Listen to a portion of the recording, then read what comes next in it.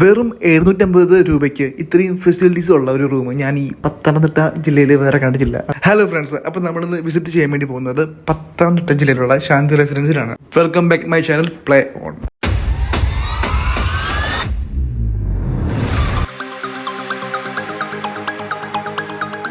Travel ചെയ്യുന്ന ആൾക്കാർ മിക്കവരും നോക്കുന്ന കാര്യമാണ് അത്യാവശ്യം നമുക്ക് ഈ ബഡ്ജറ്റ് ഫ്രണ്ട്ലി ആയിട്ടുള്ള റൂം.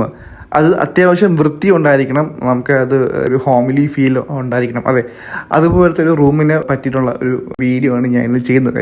എൻ്റെ ട്രാവലിന് ഇടയ്ക്ക് ഞാൻ 3ാമത്തെ പ്രാവശ്യമാണ് ശാന്തി റെസിഡൻസിൽ സ്റ്റേ ചെയ്യുന്നത്. അവരോട് ഞാൻ പറഞ്ഞു, ഇതേപോലെ എനിക്ക് ഒരുപാട് ഇഷ്ടപ്പെട്ട ഒരു റെസിഡൻസിയാണ് ശാന്തി റെസിഡൻസി. അപ്പോൾ നിങ്ങളുടെ മറ്റു റൂമും കാര്യങ്ങളൊന്ന് കാണിച്ച് തരുവാണെങ്കിൽ ഞാനൊരു വീഡിയോ പോലെ ചെയ്തു തരാം. അങ്ങനെയാണ് ഞാൻ ഈ വ്ളോഗ് ചെയ്യാനായിട്ടുള്ളൊരു റീസൺ. ആദ്യം തന്നെ നമുക്കൊരു ഫാമിലി ഓറിയൻറ്റഡ് ആയിട്ടുള്ളൊരു റൂം നോക്കാം.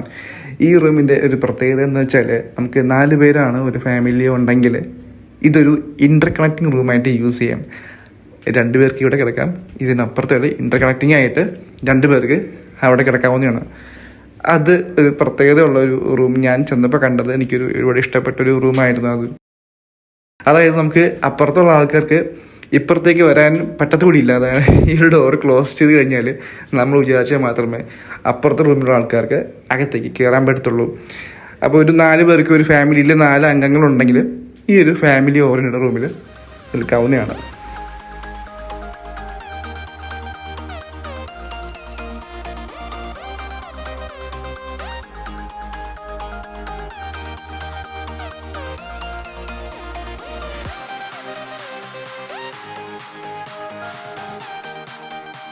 അടുത്തതായിട്ടൊരു 3 പേർക്ക് സ്റ്റേ ചെയ്യാൻ പറ്റുന്ന ഒരു റൂമാണ് കാണിക്കുന്നത്.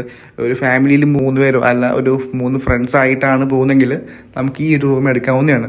അതുപോലെ തന്നെ എടുത്ത് പറയേണ്ട ഒരു പ്രത്യേക കാര്യം, ഈ റൂമിലെ എല്ലാ ബാത്റൂമും ഇതേ സെയിം ക്വാളിറ്റിയാണ് ഇവർ മെയിൻറ്റെയിൻ ചെയ്യുന്നത്. ഇതാണ് ഇവിടുത്തെ പമ്പൻ. അതായത് എനിക്ക് പേഴ്സണലി ഒരുപാട് ഇഷ്ടപ്പെട്ട റൂം ഇതാണ് കേട്ടോ. ഇത് സ്യൂട്ട് റൂം, അതായത് കപ്പിൾസ് റൂമായിട്ടാണ് ഇവർ ഓഫർ ചെയ്യുന്നത്. കപ്പിൾസായിട്ട് വരുന്ന ആൾക്കാർക്ക് ഇത് മസ്റ്റായിട്ട് ചൂസ് ചെയ്യേണ്ട ഒരു റൂമും കൂടിയാണ് ഈ ഒരു കപ്പിൾസ് റൂം. ഇവിടുത്തെ ലൈറ്റും മറ്റു കാര്യങ്ങളൊക്കെ ഒരു പ്രത്യേകതയാണ് മറ്റു റൂമിനെ അപേക്ഷിച്ച്. അതുപോലെ തന്നെ ഇവിടെ ഡോർമെട്രിയും അവൈലബിൾ ആണ്. 6 പേർക്കാണ് ഒരുമിച്ച് ഡോർമെട്രി സ്റ്റേ ചെയ്യാൻ പറ്റുന്നത്. കോമൺ ആയിട്ടൊരു 3 ബാത്റൂം ഇവിടെ അവൈലബിൾ ആണ്. ഇതൊരു ഡബിൾ ഡിലക്സ് AC റൂമാണ് ഈ കാണുന്നത്. സെയിം കപ്പിൾസ് റൂം പോലെ തന്നെ, പക്ഷെ ചാർജ് കുറച്ച് കുറവാണെന്നേ ഉള്ളൂ.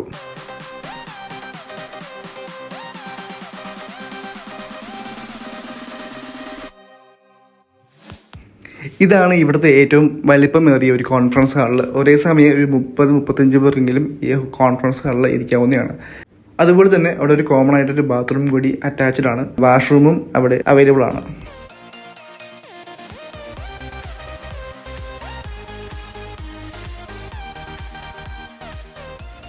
ഇത് ഇവിടുത്തെ ഒരു മിനി കോൺഫറൻസ് ഹാളാണ്. ഒരേ സമയത്ത് തന്നെ ഒരു 20-25 പേർക്കകത്ത് നമുക്ക് ഈ ഒരു കോൺഫറൻസ് ഹാൾ യൂസ് ചെയ്യാം കേട്ടോ. അറ്റാച്ച്ഡ് ബാത്റൂമും ഇവിടെ അവൈലബിൾ ആണ്. ഇനി നമുക്ക് നേരെ ശാന്തി റെസിഡൻസിയുടെ ഹോട്ടലിലേക്ക് ചെല്ലാം.